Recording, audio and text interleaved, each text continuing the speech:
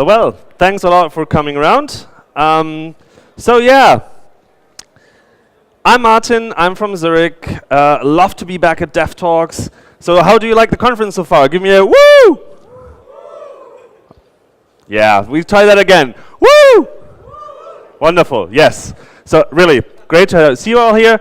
So we're going to talk about things like this. Shameless plug, that's the product I'm working on together with our team at Archilogic. And that's not the only thing that you can do with Webgl. So I'll quickly cover, no, not the next 45 minutes, screw that, it's 20 minutes. We'll cover what the hell Webgl actually is, what kind of use cases it's good for, because it's a tool, it's not the silver bullet to all your performance problems on the web, it's just a tool for certain things. We're going to cover what those are. Webgl is, who here has actually used Webgl before? Wow, yes. Who wanted to use it before at some point? That's okay, that's more and different people. So a lot of people do not really start getting into it because it's a lot of new words and lingo and things to get right before it works, and we're going to cover how that actually looks behind the scenes. And then we're going to actually build something with Three.js, which makes it really, really simple to get started with Webgl without having to get all the moving parts together. And then I'm just going to wrap it up with a few smart-looking quotes. So what is Webgl? Well, Webgl allows you to use the GPU power for very, very interactive graphic applications on the web. It basically is a wrapper around OpenGL, which is one of the graphics backends that most graphic cards and operating systems support. So it's cross-platform, compatible with DirectX on Windows and all that. And you can build interesting things with it. Now, the obvious stuff is games. Like here on the right-hand side, just have a game running in the browser. But that might not be what you're working on most of the time. You can also build applications like this one that allows you to actually walk through a property and change the furniture and all that.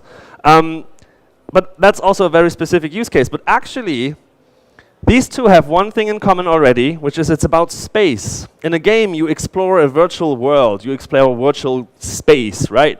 And the best way to do that is in 3D, because space, as we know it, is three-dimensional.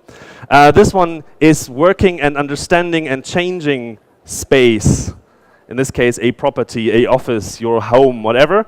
And this one here is a news article that also has a spatial component. So it has data. It tells a story about a space. In this particular case, it tells a story about a bunch of people going up a very steep mountain.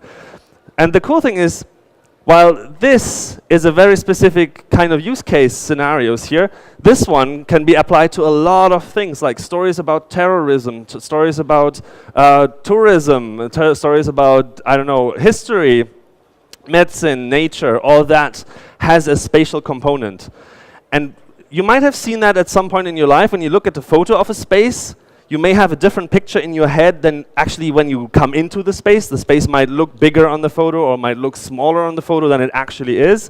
That is because we are really, really bad at understanding space from a two-dimensional picture. But the moment you actually get the possibility to move around, at least virtually on the screen in front of you, you get a much, much better understanding of the space that you sort of look at. So here they use that to enhance the news article. So if your computer or phone does not support Webgl, you still get the news article, which is brilliant and has pictures and text and everything. But if you do have the capability to display this additional piece of content, you get a much better feeling of how scary that mountain actually is, I believe. So plug-in free 3D, interactive 3D content on the web, that's what Webgl is for. And the typical question is, how does that look like? How many users do I actually reach? Surprisingly, a lot. Right? So we have recently seen broad adoption. So yeah, Internet Explorer 10, okay, tricky. Opera Mini is a very special kind of browser, which is a great kind of browser. It's just, it tries to dump down or simplify the experience for low bandwidth. So 3D data doesn't really work there. But iOS, Android, major browsers, evergreen browsers are covered. So you can actually start using this reasonably now. The standard is also not very young, so it's a standard that was actually specified or frozen as a standard in 2013, 3 years ago, so it's safe to assume that this is going to stick around for a while. Cool. Now, how do you actually get started with that? All right. So this is more or less the pipeline. It might look a little scary, but I'm going to walk you through just really quick. So first things first, if I want to draw something on screen, I need to know what I'm going to draw and how that sort of is built. Right? It's a bunch of points, really. So if I want a triangle, I have 3 points. Cool. And here I call that a geometry. Right? This is a pyramid, a box. That's just 4 points for the top of the box and 4 points for the bottom. And then you connect these. So that's what 3JS at least calls a geometry, and I love this term. You're going to see other terms, for instance, vertex. Vertex is just a point with a very specific property. A point that connects 2 lines is called a vertex. So if you come across the word vertex, don't worry. It just means point. Let all the math people go, he did that. And I'm like, yeah, just, grow up. So we have a bunch of points. Now we need to figure out how does that actually look, like visual properties. What color does it have? How does it reflect light? Is it a metal? Does it really shine back when the light comes on top of it? Does it ignore light at all? Like this cube here, even if there is a light shining from some direction, we don't really see that. It doesn't really do any light calculations, so just ignores light. Is it a shiny object? Is it a non-shiny object? What color is it? What kind of texture does it have? Is it like a flat thing or is it actually a rippled thing? All kinds of that go into what I would like to call material. In this case, this is a very simple material, it's just red, all right? And you could think of these 2 properties as being properties of one particular object. In this case, this red box is a mesh. This particular mesh that I have here is defined by its visual properties and its appearance, as in where the points are that I have to connect to make it happen. And we put that onto scene. And now that this is actually nice because it's a metaphor that is very easy to grasp at first. So if I would like to shoot a movie, like I'm probably being recorded right now and I'm definitely being live streamed. Hi, live stream, how's it going? You have a stage where things will happen. You have a camera that looks onto that stage. It's not here, but theoretically you should have a camera that looks onto that stage. And then you put objects, meshes, onto that stage, and you look through a camera onto the stage, and then you have a picture on your screen. That is nice. And to actually get this last bit, the camera that looks onto stage and then puts it onto the screen, you need a concept that's called a renderer. What the hell is that? That's a technicality, really. So WebGL is just one way of getting pixels onto screen. The canvas would be like, the canvas 2D would be another thing that's probably not very good for 3D graphics, but you can use it. CSS 3D transforms are theoretically also a way of getting all these concepts onto screen. So this here would be WebGL, rendering it onto the screen. And then we have something on screen moving. Nice. It's not too bad. And with that, I'd like to swiftly move over to some live coding that hopefully will not go wrong. Okay, so this here is an interactive playground that does the camera setup and the renderer setup and the scene setup, so I don't have to worry about this one. And I can just start by saying I want a box that is, and we're using 3JS here. So I said it's a mesh. And if we remember from the previous slide, a mesh is basically a geometry. So I say I want a box geometry of some dimensions. This is a reasonably sized box, and I need a material to tell it how that actually looks. Oh, brilliant, now I get the tweets on screen. Please don't tweet me right now, please don't. Mesh basic material. So here we have a material, and I can give it a color. I can, for instance, make it, I can make it green. And now, as I said, I need to put my box onto my scene, and then I get a green box. Well, that's not a box, that's just a square, so let's move it. This function here is called once every time the browser can draw a frame. Hopefully that's 60 times per second. Then it will look nice. And the box has a property called rotation, which tells you how much it is rotated around a certain axis. So we have 3 axes. We have the x-axis, we have the y-axis, and we have the z-axis. So if I want to turn it like this, I turn around the y-axis. All right. And it's an absolute value. So this represents the position or the rotation right now. So I'm going to move that every single frame, hopefully 60 times a second. I'm going to move it to around a certain amount. This is not angle, though. This unfortunately uses radians. So that means 2 times pi is a full rotation. So I'm going to do, well, it's going to run with 60 frames per second. So just pi divided by 100. And then I get a rotating cube. Woohoo. That's not very exciting. I could make it look more 90s by making it wireframey. That's still a little bit boring, so let's actually put something on here. And now comes what's really, really nice about WebGL. It is really, really flexible, so as long as you kind of represent it with pixels, you can put it on. So there is someone who wrote a plugin called I think it's actually Webcam Texture. So this will pull video from my webcam, if it works, that is. And I can then say, map this, put this texture, this image, onto, oops, the hell. Put this onto my material. Does that still make sense? Yes, that makes sense. And then on each frame, I'm going to get the newest image from my webcam. So hopefully 60 frames per second should be good video. So I can say texture.update. And if that goes correctly, it doesn't. Brilliant. It's probably webcam texture. Yes. Then I have myself. And I can do the I'm trapped thing. I can also move the box around. So to get this kind of spacey effect, I can say position Z plus, don't know, 1.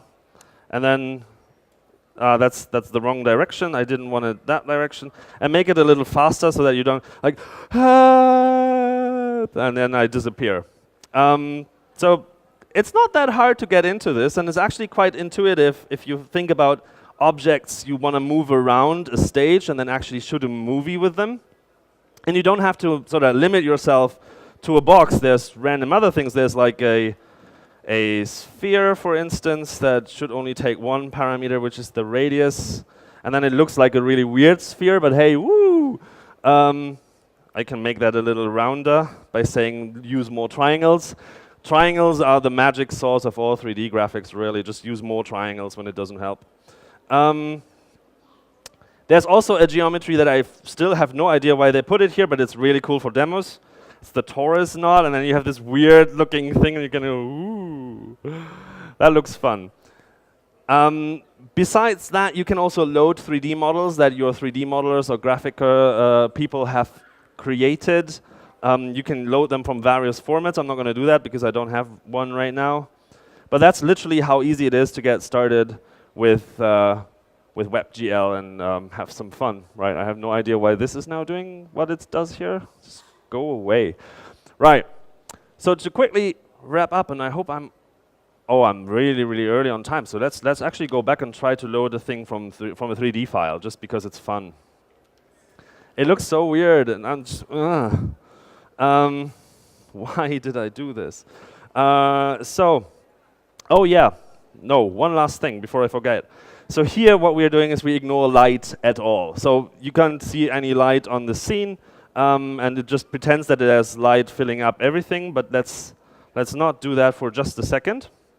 So this thing here, the mesh basic material means, basic means ignore light, just use the color I give you. But there's other materials as well. For instance, the Lambert material. Lambert material means it's a non-shiny object. Okay? By default, that's white. I don't need to specify anything else. And if I'm just going to remove bits and pieces that I don't use. And if I now run it, what do you think I'm going to see? Correct, nothing, because there's no light. So let's add some light here. Let's add a new 3-point light, which by definition will be white. And I have to position this one because it's going to be at 0, 0, 0 where my cube is. So it's going to be inside the cube, which is a bit pointless because I'm not going to see it then. So I'm going to say how did I get up there? 200, and I'm going to add the light to the scene. And then it doesn't do anything because it doesn't like me. I can't remember why that, so I'm just going to, that was the wrong one. That was the wrong one. I cheat because I can't be bothered to remember all this. Okay, so what I do here is I have my box, I have my mesh. Let's see what I did wrong this time. I have one with a basic material, I have one with a Lambert material, and the last one is the Phong material. And the shininess suggests that it's actually a metal object. And metal says, yeah, it's definitely a metal object. I position them, and then I have light.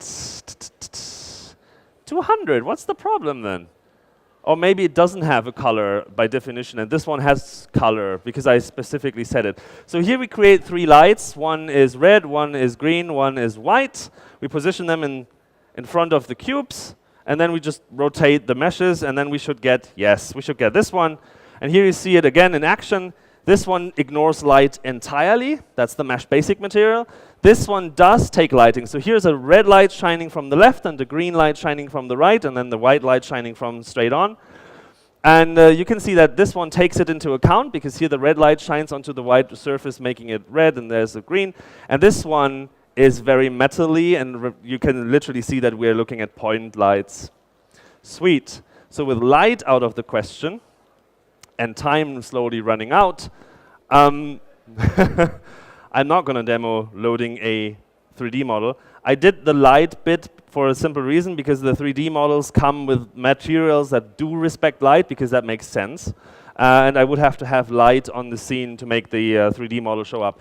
But rest assured, if you use Blender or Cinema 4D or whatever, Maya, 3ds Pro, 3D Max, you can just basically export into formats that are being loaded by WebGL.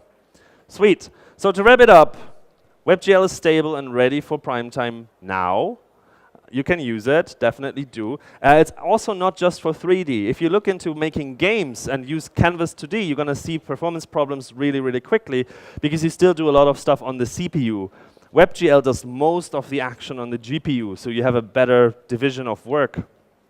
So even if you're working with 2D applications, definitely have a look at WebGL.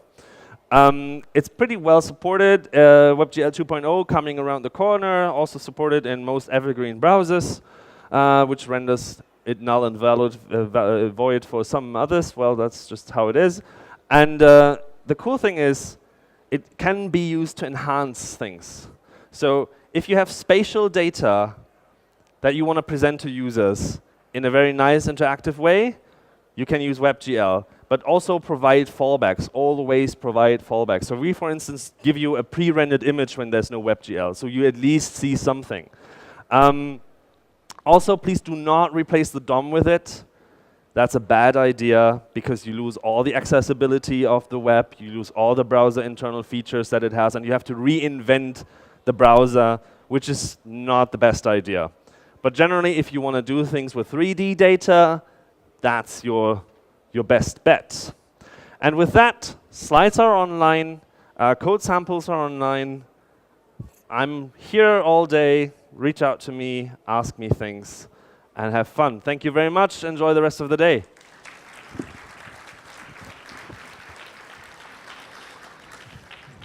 That's very awesome.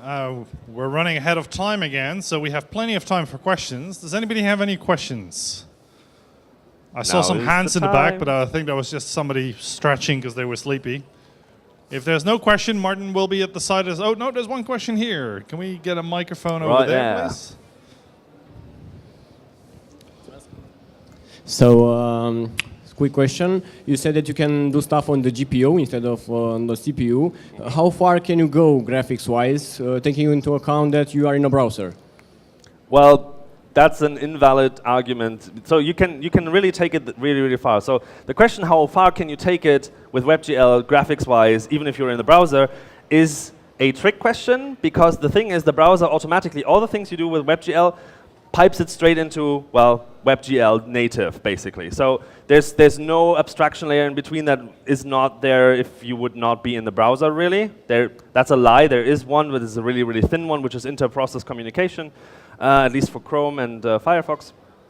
So you can take it really, really far. I mean, Unity, for instance, is able to export straight into WebGL. So there's no real issue. Of course, there is issues that are tricky because you only have this one thread. Normally what a lot of people do is they sort of branch out to an off-screen WebGL context where they do lighting calculations and stuff. You don't have that available, but for 90% of the things you can actually do that in WebGL too.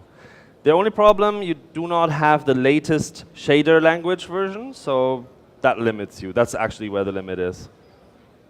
Okay, thanks. Okay, any other questions? Oh, we got one hand in the back. I don't think that's a stretch. I think he's actually asking. Oh no, we're going that way. Okay, we're going that way. Hello, one quick question.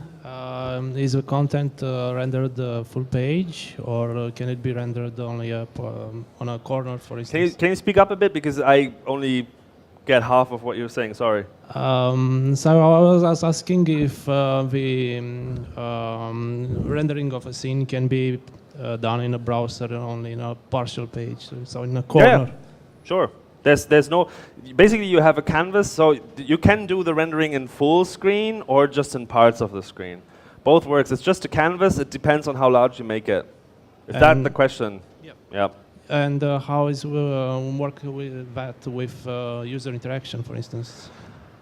That's the problem. Yeah, but that's not the problem. That's just the thing. That's what I meant when I said do not try to re-implement the DOM. You can bind event listeners, so you can bind keyboard events and stuff. That's not the problem. But things, for instance, if you want to have clicks on particular parts of what is in WebGL, then you have to be a little trickier because then you have to do raycasting and picking, and that's a little trickier. So it's not normal DOM interactions. It's not that things like meshes in WebGL will not be objects that you can address straight away. But you can do that using picking, basically techniques that you would use in native 3D applications as well. But you have to do it yourself. The browser doesn't do that for you. Again, and we're going to do the one last one in the back there. Hello. They recently released the new Vulkan API, if you've heard of it. Are there any plans to bring something like that to the web? Good question. I haven't heard anything like that yet. But as far as I'm aware, if that actually makes it, like if that actually sticks, then I'm pretty sure there's going to be something along those lines in WebGL. I mean, a lot of stuff from the latest OpenGL made it into WebGL 2.0, not all of it. So I can see that Vulkan being the evolution of OpenGL probably is gonna be merged into WebGL at some point. Maybe WebGL 3. Who knows? Okay. All right. Thank you I very think much. That's it.